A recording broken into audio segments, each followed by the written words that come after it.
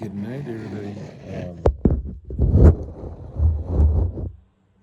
It's glad to have you here listening again, whoever it is, whenever it is.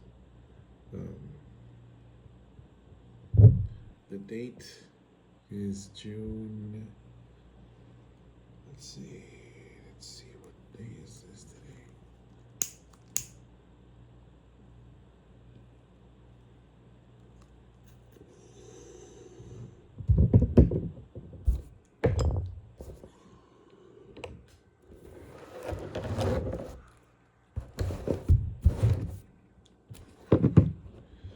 Let's see. Let's see what day is today.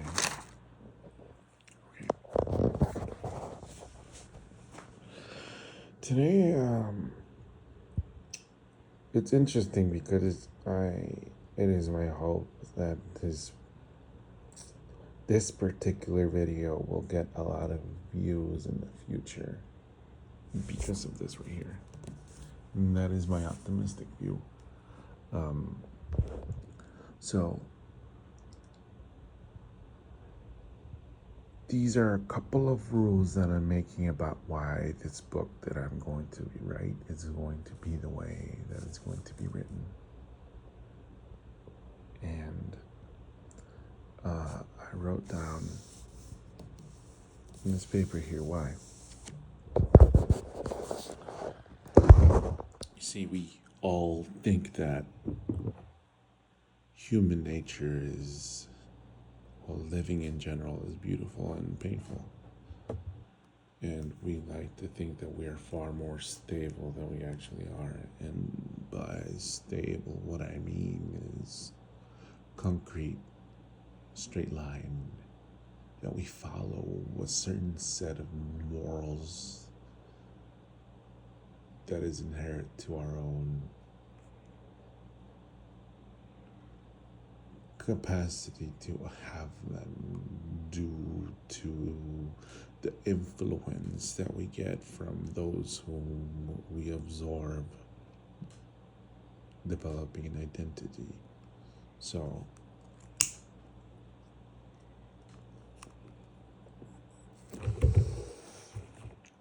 what I'm trying to say is that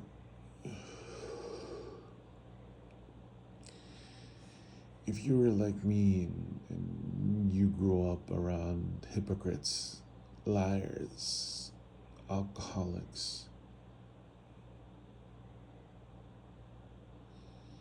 and people with more disturbing elements to them,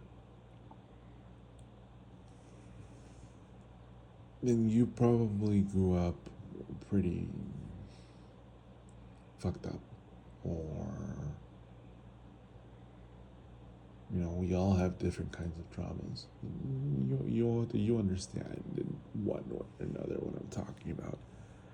And I just believe that it's impossible for us to actually call ourselves,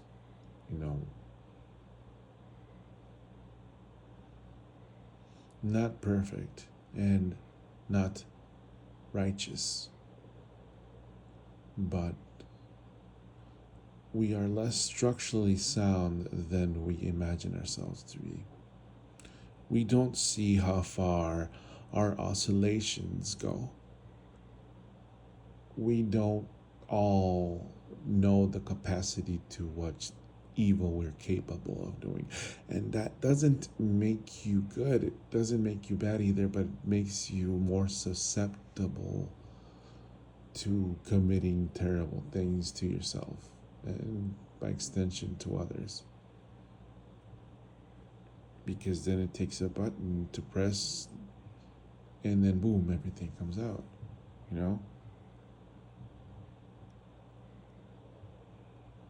Now, this story that I'm going to tell you right now is fictional. So take it with a grain of salt. I am totally lying to you right now. You're probably wondering, are you lying or not? Well, listen for the answer. Am I lying to you or not? Just listen to what I'm asking you and then you tell me the answer. Is this the truth that I'm about to tell you? Or is this a lie that I'm about to tell you? Think about it.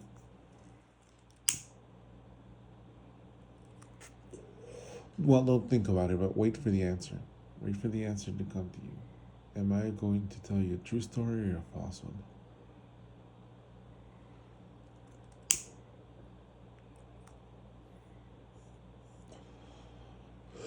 It's a false story. So I knew this guy that this girl. No, I knew this girl that lived her whole life being told by a God, by their parents that God frowned down upon this and frowned down upon that, and the end of the world is gonna come, before you even grow up. So there's no point in you, focusing on your studies. So instead, she grew up to be a massage therapist, masseuse, and she got married pretty young. She got married, I think, when she was 20. Yeah, 20. She got married to this really handsome guy, actually. Very good person. He's very good to her. And they grew up together, fighting but still being okay and living very happily. Now, there's is the part of the story that gets a little bit harder to, you know, to talk about. It's because she initially had told her best friend that she eventually wanted to have children. See, now her best friend was also had a crush on her, And when he had his opportunity to, to make his move with her, he didn't take the opportunity. He didn't do it. He didn't know how to handle situations with friendships and, when you like someone. He had a crush on her, but he didn't know how to approach it. And, she's not away forever. So she finds someone that, pays attention to her. It's good, more than just, friends.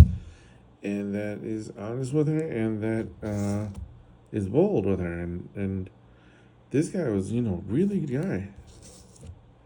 And anyways, she like fell in love with him immediately when she met him, and they hit it off really well, and then they got married, and that was cool. But this is the part that is, maybe not so cool to some people or to others, though, right? But she had confided on this friend of hers that, or her best friend, that she wanted to have children. She was very, very adamant about it.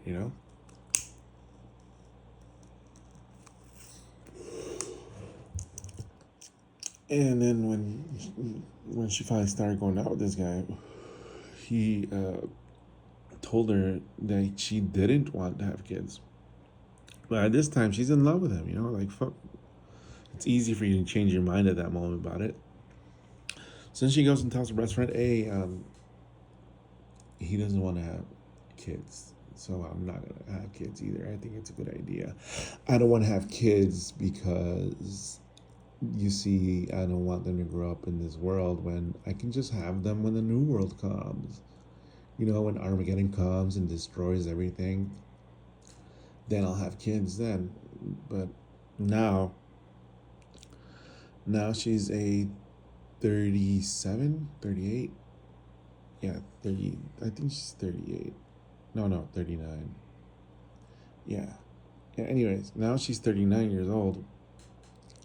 She finds out these people lied about this stuff. And she finds out that her religion, her cult, Seventh Day Adventist. No, I'm not. I'm that one. That's actually a lie. No, it's not seven. The Jehovah's Witness. Yeah, right. Yeah. Yeah, that's right. She's gonna find out how the Jehovah's Witnesses were lying about their doomsday prophecies, and how they were actually twisting the scriptures to fit a belief of the 1914 prophecy or something. And they find out about the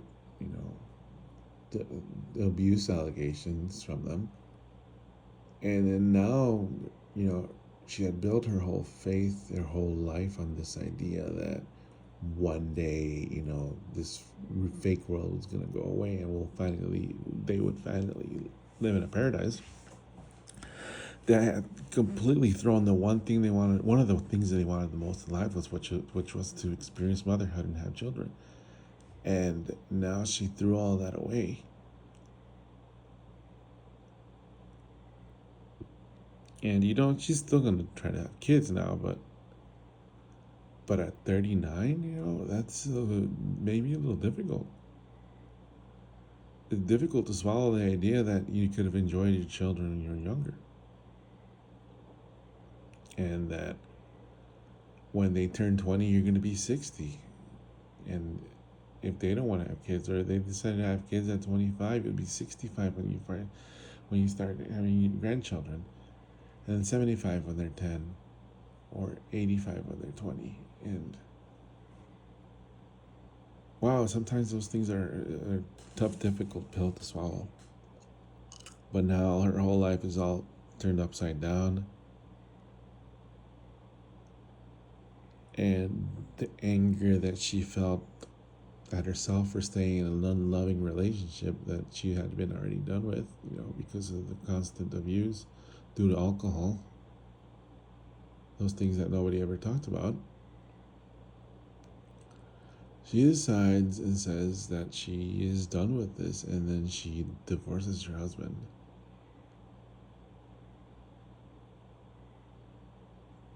And now she's lost because she now doesn't know what to do. She doesn't have kids. She's done with that abusive relationship. She wants, because this is why. It's because he doesn't want to leave the religion. See, he still believes in it, but she doesn't. And, he still doesn't want to have kids with her, right? Oof, this is where it gets spicy. He still doesn't want to have kids with her because he believes the bullshit, but she doesn't believe the bullshit either. So what she do? She divorces his ass. She be like, hey, you know what? Fuck you. You may still want to live in that bullshit lie, but I'm not. And I'm still old enough to have kids safely. And so I'm going to take my opportunity to do that. And that's what she fucking did.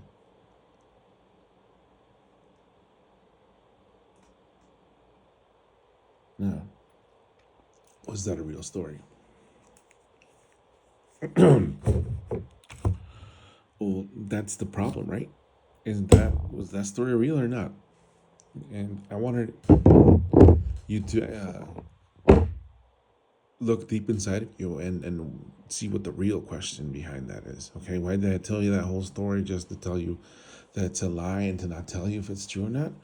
Well, that's how I'm writing this book. With that in mind. You see, this book must be made with all the relevant mistakes. Mistakes can be fixed in the same day, but not after, to show the nature of what it's like to observe a real human. Not a refined story of chronologically placed pieces of fiction, but what a real human. One that can observe and hold contradictions and come to be peace with the inevitability of the purpose of life, to whose answer lies in the question. So, we all have different ways of remembering things. And if we all remember things differently, even though we believe to have all the facts, then nobody's right, isn't it? Or maybe there's a truth in every little bit of it. And so, what's the best way for one person to recount their own story then, that they remember? Well, the question is, you can't. But what you can do is show how a human does these things. And how does a human does these things? Well, that's a really good question. As I write each chapter, I'll write it on the date that it was written. I will write it with how I remember things that I remembered. So there will be chapters that aren't exactly matching each other. You see? In chapter one, I may talk about this fictional story where this person remembers to be 10 years old and remembers it. Let's say they remember how they fell down the stairs all the time. And then on the next chapter, I said that I only did it 3 times, whereas another chapter I said I don't remember how many times I did it. And so you see how a human really is very contradictory. Unconsciously so, they don't remember these things because they honestly believe to know the truth of what that matter is that day. So today I may remember that when I was 10, I threw myself out of down the stairs 5 times, and then maybe I recount the same story a month from now. I say, I remember I was actually 5 years old when I would fall down the stairs, and I don't remember if I did it on purpose or not. And then the next day I said I did do it on purpose. You see how I change my story every time based on my mood and how I remember things? And so that's how I believe that that you will really capture what the story of being a human really is. You see, capturing an autobiography, for example, a person may do various ways of remembering the truth, but you're choosing what you're remembering. Here, I'm choosing to show what I remember and the day that I remember it as I write it. And there will be mistakes, there will be contradictions. But the interesting part is that even though the contradictions exist there is a pattern to this language. There's a pattern to the way that things are written. Then the story that you get at the end. You see? You'll get the best story of an autobiography that displays the human imperfection that we are, how we always miss the mark. Because it's impossible to remember how things were when we were there. Like Alan Watts said, language is linear. Life is multidimensional. Our world is multidimensional. There's no way we could ever describe what we are seeing. No matter how much. If you've never seen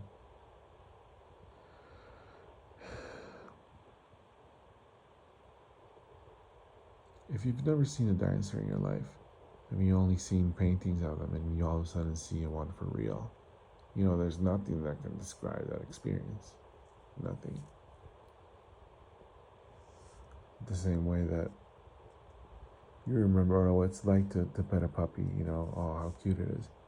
But that, no matter how good you talk about it, or how much you try to describe the idea that petting your puppy it makes you feel good, you'll never understand it until you experience it. And then once you experience it, it's just impossible to describe the feeling. And that's how we always miss the mark. We miss the mark because our language is linear, and and not only that, our lenses vary, and so we all see the world differently. But this book shows how that works, how that looks like, what that looks like from the eyes of an observer, someone unbiased, someone who has, for example, no fear of losing their ego. Their ego isn't threatened by something that could destroy it. You're just describing as you watch without giving a definition. And so you see the pattern of the story even though the facts aren't right. But they always lead you to now. They always lead you to now, this moment. You listening to this right here. You're listening to this right here, right now. I want you to acknowledge that where you are when you're listening to this, what you're doing, what it feels like. What mood are you in? Feeling it. See your surroundings. Listen. This moment right here always is. That's the one thing that never changes. Alright, everybody. Thank you for listening.